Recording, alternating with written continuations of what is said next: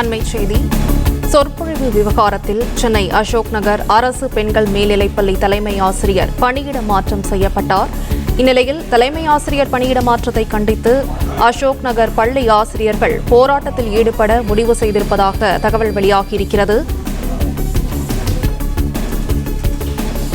தலைமை ஆசிரியர் பணியிட மாற்றத்தை கண்டித்து போராட்டத்தில் ஈடுபட இருப்பதாக அசோக் நகர் பள்ளி ஆசிரியர்கள் முடிவு செய்திருக்கின்றனர்.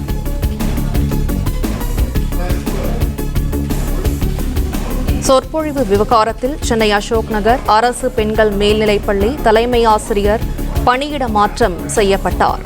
இந்நிலையில் தலைமை ஆசிரியர் பணியிட மாற்றத்தை கண்டித்து அசோக் நகர் பள்ளி ஆசிரியர்கள் போராட்டத்தில் ஈடுபட இருப்பதாக முடிவு செய்துள்ளனர்.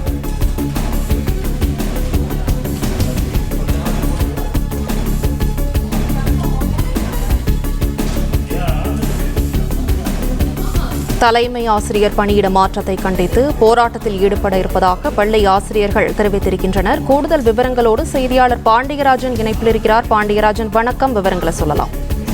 சென்னை அசோக் நகர் பெண்கள் மேல்நிலை பள்ளியில ஆன்மீக சொற்பொழிவு நடந்தது தொடர்பான சர்ச்சை எழுந்த நிலையில பள்ளியினுடைய தலைமை ஆசிரியர் தமிழரசி திருவள்ளூர் மாவட்டத்தில் இருக்கக்கூடிய அரசு மேல்நிலைப் பள்ளிக்கு பணியிட மாறுதல் செய்யப்பட்டிருக்கிறார்.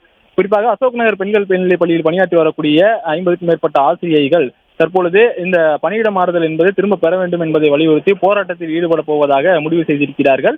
மாலை 4 மணிக்கு மேல் பள்ளியினுடைய நேரம் முடிந்ததன் பிறகாக அவர்களுடைய போராட்டம் இருக்கும் எனவும் தெரிவித்திருக்கிறார்கள். குறிப்பாக 2 பள்ளிகளில் நடந்த காட்சிகளை ஒன்றிணைத்து சமூக வலைதளங்களில் அசோக் நகர் பெண்கள் மேல்நிலைப் பள்ளிக்கு அவதூறா ஏற்பட வேண்டும் என்ற நோக்கில் இந்த செய்திகள் பரப்பப்பட்டதாகவும் அவர்கள் புகார் தெரிவித்திருக்கிறார்கள். குறிப்பாக அந்த மாற்றுத்திறனாளி ஆசிரியர் அவருடன் விவாதம் செய்வது போன்றான நிகழ்வு சைதாப்பேட்டை மாதிரி மேல்நிலைப் பள்ளியில் நடந்தது எனவும் பெண்கள் இருக்கக்கூடிய இந்த பள்ளியினுடைய இந்த நிகழ்ச்சியினுடைய காட்சிகளையும் ஒன்றிணைத்துதான் சமூக வலைதளத்தில் பரப்பப்பட்டிருக்கிறது. மாணவிகள் அழக்கூடிய காட்சிகளும் அங்கு நடைபெறக்கூடிய பிரச்சனைகளும் அங்குதான் நடைபெற்றது எனவும் தெரிவிக்கப்பட்டிருக்கிறது. தற்போது ஆசிரியர்கள் போராட்டத்தில் ஈடுபட இருப்பதாக தற்போது தெரிவித்திருக்கிறார்கள். விவரங்களுக்கு நன்றி பாண்டியராஜன்.